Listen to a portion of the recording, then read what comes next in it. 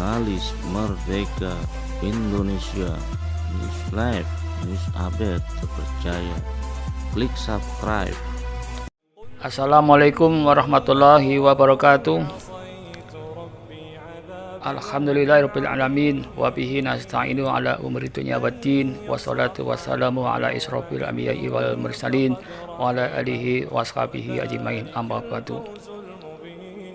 Pertama, marilah kita senantiasa bersyukur kepada Allah yang telah memberikan rahmat, taufik dan hidayah serta inayahnya kepada kita sekalian. Salawat beserta salam semoga tetap tercurahkan kepada baginda Rasulullah Muhammad SAW yang telah memberikan jalan yang lurus bagi kita semua, dan semoga kita termasuk golongan orang-orang yang mendapatkan syafaat pada yaumil qiyamah.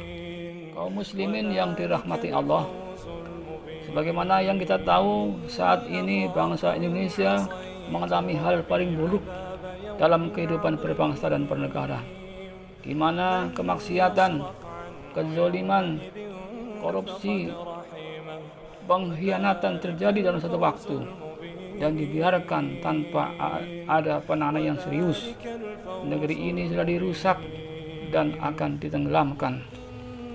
Seluruh lembaga tinggi dan kekuatan pertahanan seperti TNI, polisi, Kejagung, DPR, MPR, DPD dan lain sebagainya yang semestinya menyelamatkan bangsa dan negara Republik Indonesia ini dari kehancuran, tapi justru faktanya yang terjadi adalah sebaliknya.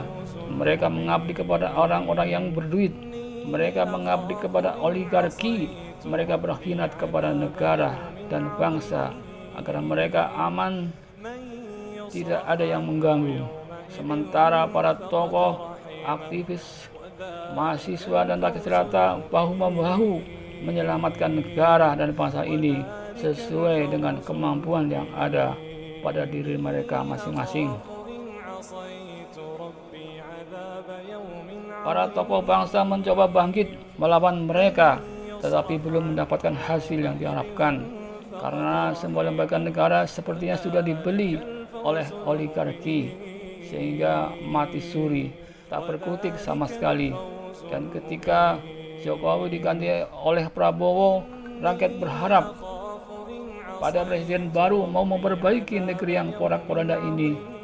Kalau Prabowo juga bagian dari masalah, maka kita hanya bisa berharap kepada Allah Subhanahu wa taala. Ketika kita sudah memberikan masukan dan dukungan kepada Presiden Prabowo, maka selanjutnya kita hanya banyak berdoa dan berharap hanya kepada Allah Subhanahu wa taala agar Allah memberikan hidayah kepada Bapak Prabowo sebagai Presiden Republik Indonesia, karena hidayah adalah sebab utama keselamatan dan kebaikan hidup manusia di dunia dan di akhirat. Sehingga barang siapa yang dimudahkan oleh Allah untuk meraihnya, maka sungguh dia telah meraih keberuntungan yang besar, dan tidak ada seorang pun yang mampu mencelakakannya. Di dalam Al-Quran Allah berfirman, "May yahdihillahu fahuwal muhtadi wa may yudlil fa ulaika humul khasirun."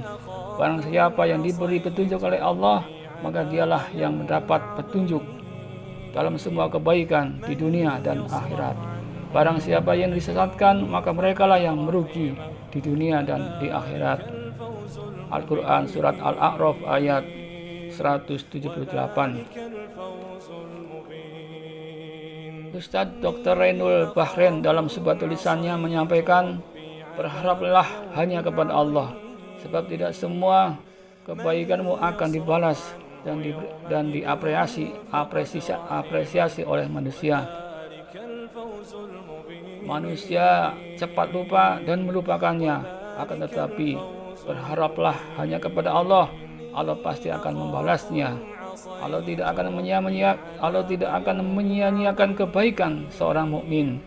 Di dalam Al-Quran Allah berfirman, "Wasbir fa innallaha la yudhi'u ajral muhsinin." Dan bersabarlah, karena sesungguhnya Allah tiada menyia-nyiakan pahala orang-orang yang berbuat kebaikan. Al-Quran surat Hud ayat 115. Berharaplah kepada Allah saja balasannya, jangan pernah berharap kepada manusia, engkau akan kecewa. Dalam pelajaran tauhid kita diajarkan agar berharap kepada Allah saja, dan ini menandakan semakin ikhlasnya seseorang. Maka ketika Presiden Pak Prabowo tidak merealisasikan janji-janjinya dan mempersulit kehidupan dan ibadah kaum muslimin, maka hanya kepada Allah lah kita berharap dan mohon pertolongan. Sesungguhnya seorang muslim yang diseret dengan belenggu, ditahan di sel, diburu di setiap tempat, tidak punya senjata, fakir yang papa, dengan doa dan sholat dan ikhlas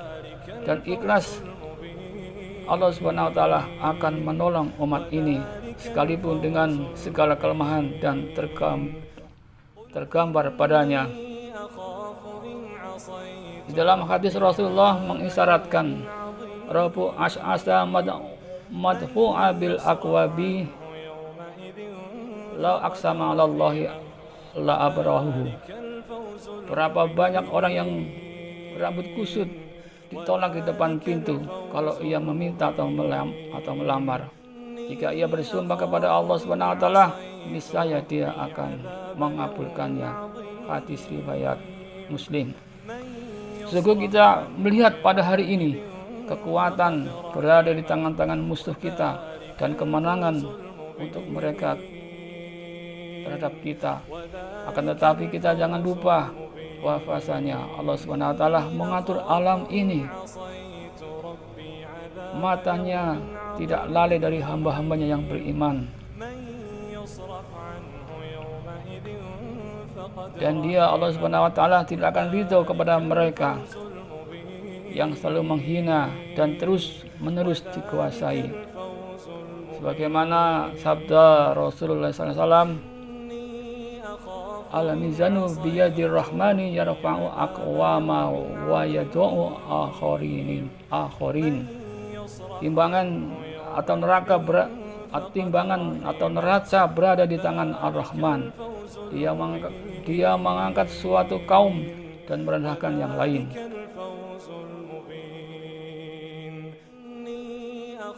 Hadis riwayat Al-Jami' atau Sahih. Dia Allah Subhanahu wa taala pasti akan mengangkat kita setelah merendahkan kita. Apabila dia melihat dari kesungguhan usaha untuk mendapatkan ridhonya, yakinlah bahwa pertolongan Allah akan datang kepada orang yang beriman dan bertakwa. Sadarkanlah hati kita kepada Allah dan mengambil sebab atau usaha untuk mewujudkan tujuannya. Semoga Allah menjadikan kita sebagai hamba yang bertawakal. Tawakal itulah kunci kecukupan dari Allah. Hanya Allah yang memberikan taufik kepada manusia. Ibnu Rajab telah mengisyaratkan hal ini. Beliau berkata, jika kesempitan itu semakin terasa sulit dan semakin berat, maka seorang hamba akan menjadi putus asa. Demikianlah keadaan makhluk yang tidak bisa keluar dari kesulitan. Akhirnya pun ia menggantungkan hatinya kepada Allah SWT. Inilah hakikat tawakal kepadanya.